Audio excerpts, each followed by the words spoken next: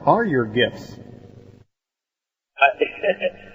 Many have, since I came out in public, and first of all, the abilities I have, I've recognized them as early, Daniel, as the earliest I can recall is at the age of 5.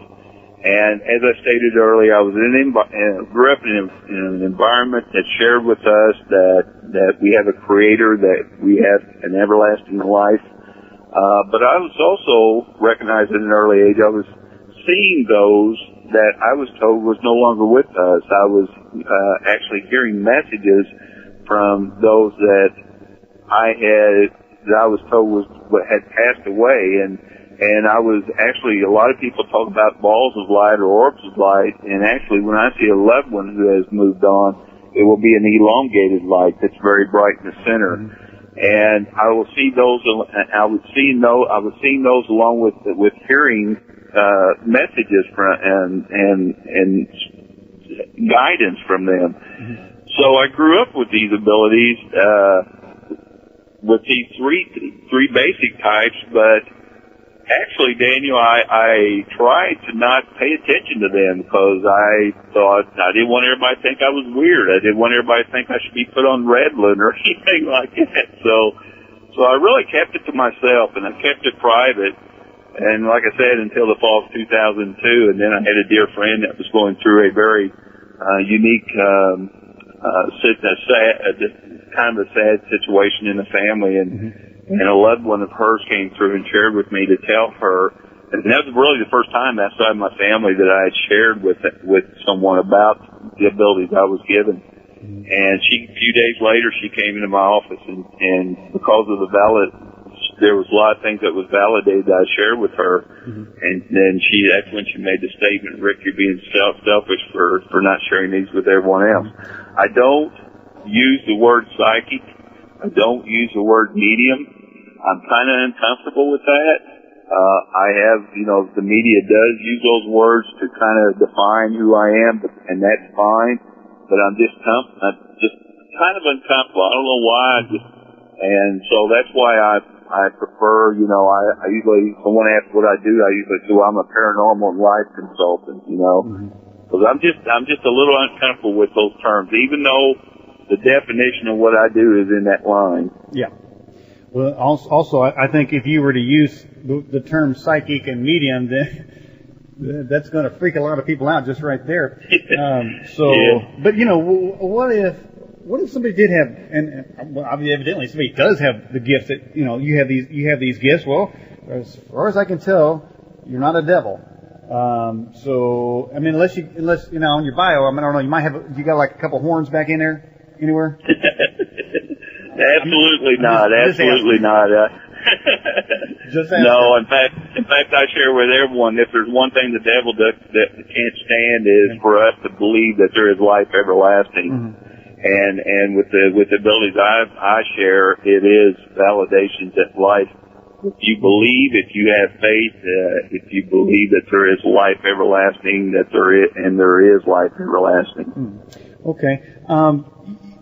I think you mentioned, you talked about the orbs, and I want to come back to that, but something about voices there. Do you hear voices like in the sense of when Bruce Almighty became God and all of a sudden he started hearing voices and they're getting louder and louder? Is that the type of voices that you hear?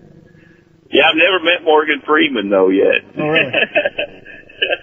But no, actually, when they come through and they're sharing messages with me, the best way I can define it is, we must understand it is not, they're no longer speaking in a physical voice, they're in what I call a spiritual voice, and I actually call it verbal thought, because it's almost like someone whispering to you in your ear. And sometimes I'll hear the whole sentence, sometimes I'll catch one or two words, and with having these abilities throughout my life, I've learned to put these words into sentences. Now, if I state the sentence and it is wrong, normally they'll say no, and will relay to me that it is not. I'm not relaying the message right.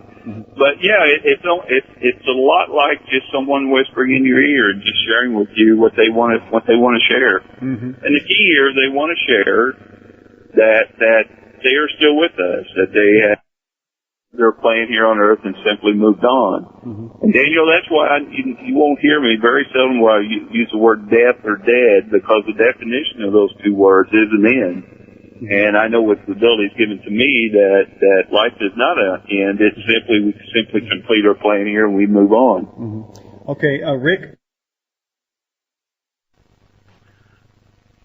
Who gave me the abilities? Yeah. The abilities I've been given, actually, I may surprise a lot of you out there listening tonight, but Rick Hayes isn't special. Rick Hayes is the same abilities that I have. I truly feel we all have, and it was given to us by the same creator who gave us life. And we all have these abilities. It's just that as we grow up, we begin to being told that it's just your imagination, it's just a coincidence. Mm-hmm.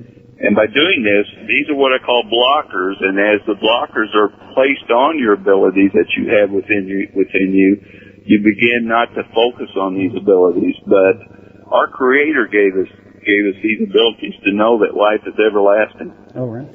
I have this question for you from the live chat line. Okay. Do these voices come to you all the time, or there's just certain times you hear them? Well, again, they respect me. You know, they respect us, and they understand I have to live a life each day too. So, and I've learned when to focus. It's like you and I talking to each other right now, Daniel. I'm focusing on your questions and your statements, and you're listening to me. And if there's someone else in the studio right now, and they were talking to someone else, we would not be concentrating or focusing on their conversation. So it's a lot like that. It's whenever I focus on a message, or if they want me to focus on a message, then I will connect with that message. Mm-hmm. Otherwise, they let me live my life each day as well. They let you? Well, I say that because there are times when. Well, I'll give you an example. My son and I was actually in a license branch a couple years ago, and we were getting his license plate, and we were sitting there. And as we were sitting there, I leaned over to my son, and there was a lady behind the counter, and I said, "She looks just like her mom." And my son said, "Dad, are you going to do that here?" Oh. and I said, "Well, you know, she's standing right there next to her mom." So when we went up to the counter, I asked her. I said. I try not to scare anyone, but I asked her, I said, I just need to ask you, do you look a lot like your mom? And she looked at me and she said, everyone says I look just like my mom, but she passed away with cancer 3 years ago. And of course then that when you know that your mom, I know your mom loves you very much.